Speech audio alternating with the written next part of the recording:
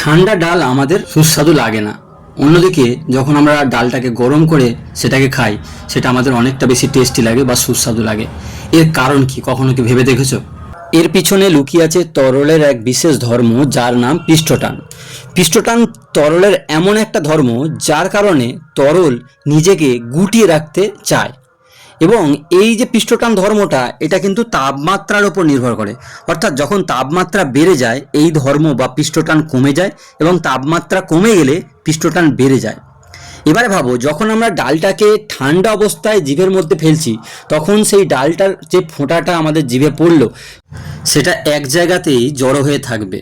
এর ফলে কি হবে, আমাদের জিভের মধ্যে যে বিভিন্ন স্বাদকোরকগুলো আছে সেই বিভিন্ন স্বাদকোরকে যদি বিভিন্ন টক ঝাল নুন বিভিন্ন স্বাদগুলো আমরা অনুভব করতে চাই ওই ডালটাকে ছড়িয়ে যেতে হবে, এই ক্ষেত্রে সেটা হবে না। অন্যদিকে যখন ডালটাকে গরম করা হবে তার পৃষ্ঠটান কমে যাওয়ার জন্য ডালটা কিন্তু অটোমেটিক্যালি অনেকটা বেশি পরিমাণে ছড়িয়ে পড়বে।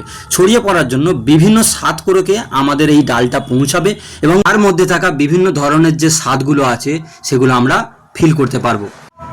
এই কারণেই গরম ডাল বা স্যুপ জাতীয় যে কোনো জিনিস আমাদের বেশি পছন্দ হয়।